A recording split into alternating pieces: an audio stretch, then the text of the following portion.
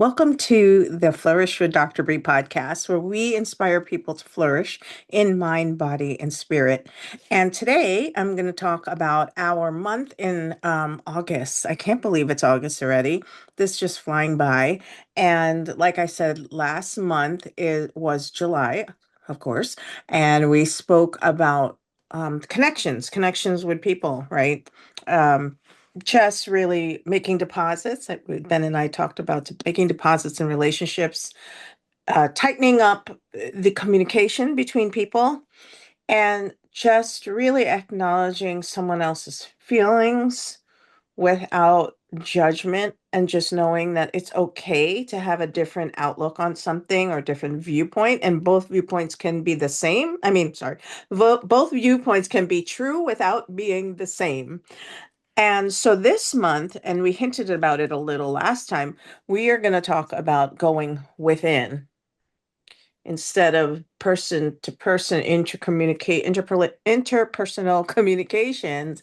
We are going to talk about just within yourself, personal communication with yourself, sure, or just really reflection and going within.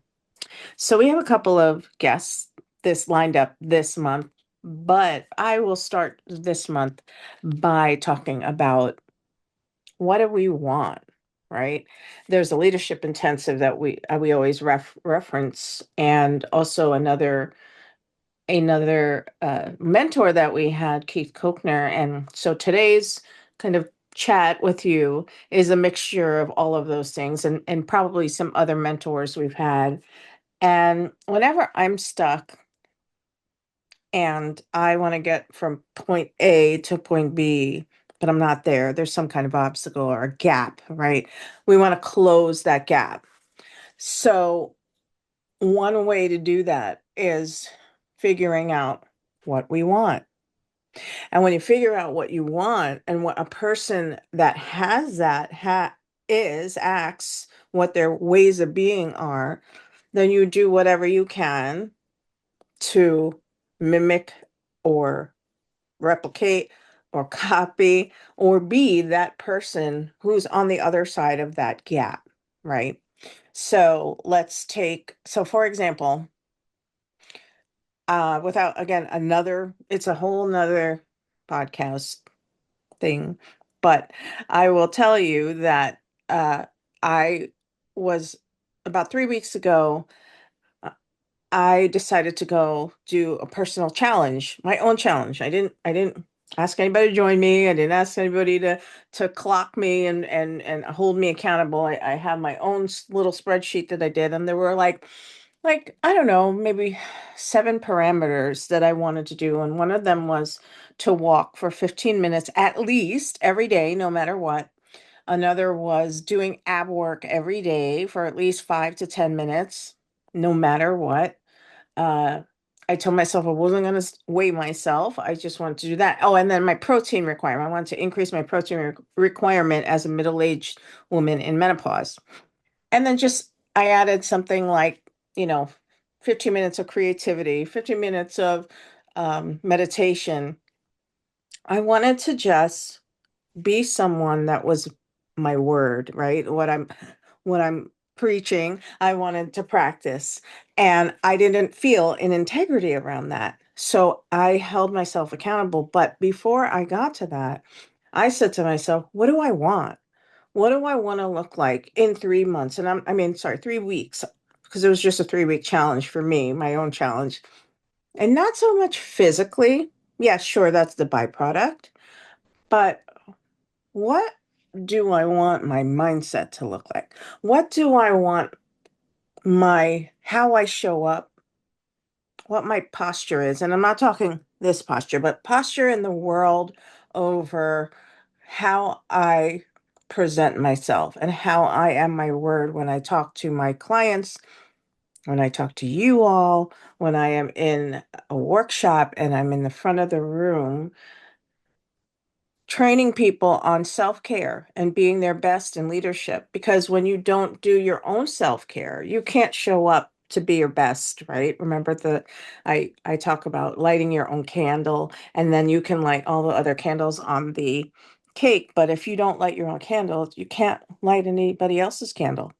If you don't put the oxygen mask on yourself, you can't help the others around you just like they do in the airplane. So what I do on a regular basis, and again, this can vary for people, but I evaluate 5 areas of my life where I want to improve. And that's kind of what this challenge was about. It was a mini challenge. I wanted to improve my relationships. So that was one parameter with family and friends. And I knew if I felt better, I could show up better in my relationships. And I wanted to improve just like my physical surroundings. I have a lot of clutter, wanted to get through that. So that was part of like, the meditation around um and organization, decluttering, that was part of it too. And that also affected well-being, spiritual faith, just meditation, that included that. I wanted to be more grounded and intentional in my days and not scattered. And I found meditating and creativity helped me focus on what was important and not just doom scrolling or just kind of just filling up my day with the next shiny thing. So that's just kind of an idea of going from where you are to where you want to be and the steps you take. So each one of these things, I wrote out steps. I researched it, make sure like protein requirements or how much was I willing to do on a daily basis, no matter what. No matter what was raining, no matter what was I was tired, no matter what I could still get headaches. I wrote down the things that were like there were 5 things that I was going to do no matter what. So that's just a way of figuring out what you want. And we had an exercise as this leadership intensive that the other person across from you would just keep on asking you, what do you want? What do you want? What do you want? And I do that to myself once a quarter.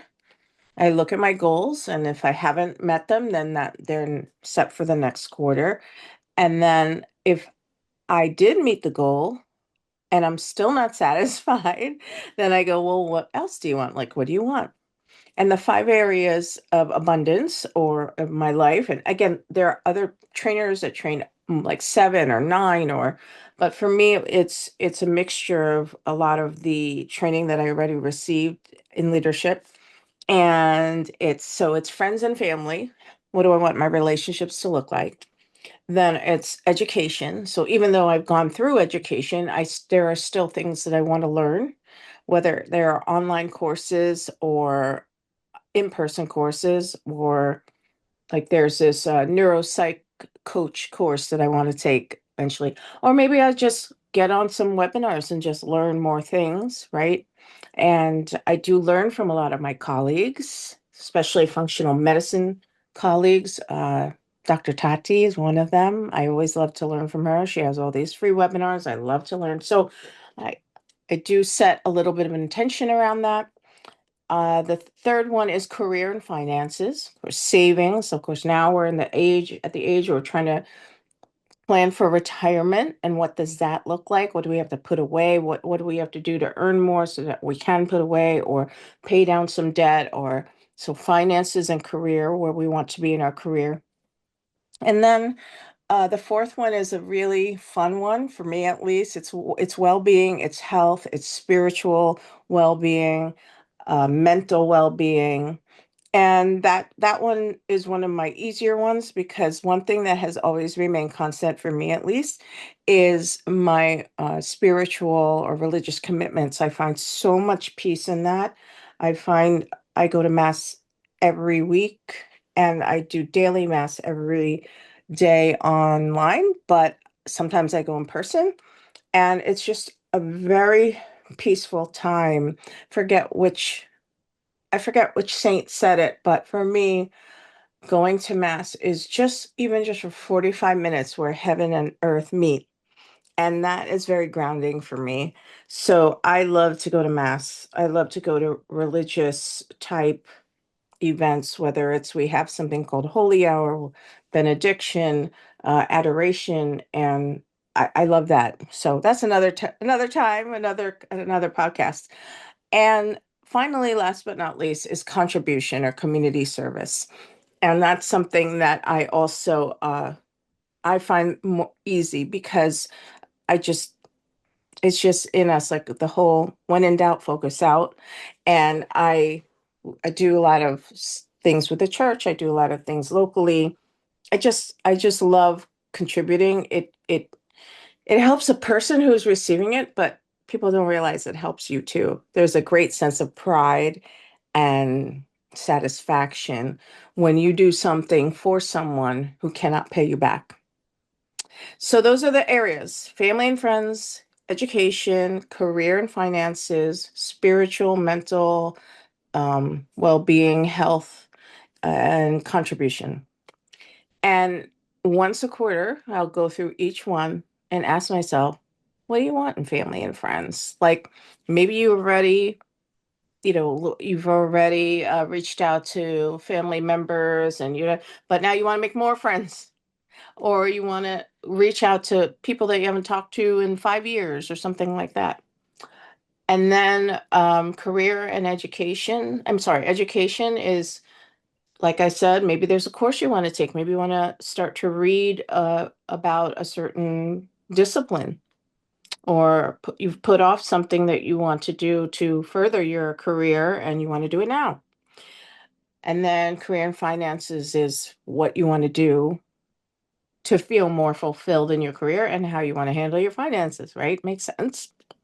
And then spiritual and health, well-being in general, mental health, like what are the things that you do? So for me, a lot meditation on top of prayer and my religious practices, but I do try to do a lot of visual meditation. It it helps ground me. I do feel a lot more calm afterwards. Everybody does, right? And actually, my friend Josephine Early and I have started something called the Meditative Craft Club, which we started because we meditate while we do creative things. She paints a lot. I do a lot of crafts, but I started painting and coloring, and very meditative. And studies have shown that decreases your heart rate, decreases your levels of cortisol, decreases creativity, decreases your blood pressure, like artwork. And also it is very good for the mind, for the brain, especially if you're it's like problem solving. And it keeps depression away, it keeps your happy hormones. It's just a very interactive, meditative medium. And I just love doing crafts and painting and doing things, with creating things with my hands.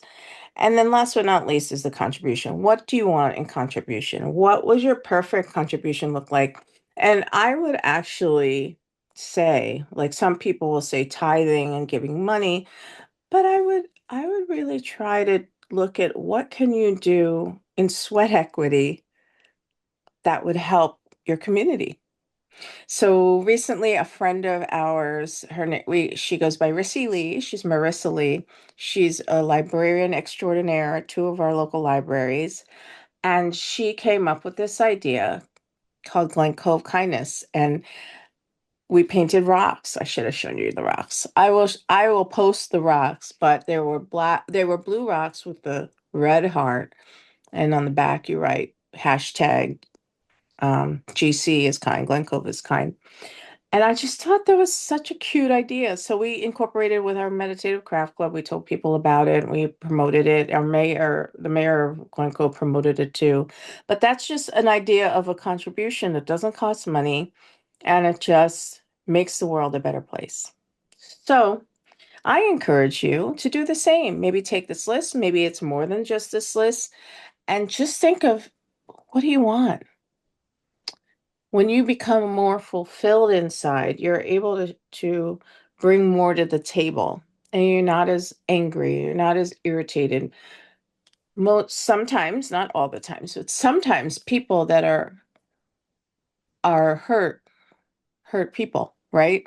So if we don't fix that hurt within ourselves, then how do we show up in our relationships? So I will also talk about other there. I have a very special guest that's going to come on, I think, next week. Um, and she's going to talk about going within and following your own compass, right? Your own inner compass. And we just have a lot of good things in store for you for August. So I would love for you. What was your flourish flash? What was your flourish flash? What was your light bulb moment when I was talking? Was there something that just grabbed your attention and you're like, "Ooh, I think I'm going to do that," or "Ooh, I think that that is something that I never realized and I would like to start doing, or maybe I did do in the past and now I should start doing it again." And the other thing, too, is if you do have one, or you have a friend or someone that you think would benefit from this podcast episode, go ahead and send it to them. Follow us, like us, share. We want to help people flourish and reach their highest possibilities. That's really what this podcast is about. So we have two guests, I believe, in store for you this week, and then probably Ben and I will come in at the end, as always. But until next time in the Hive, be kind and flourish fully.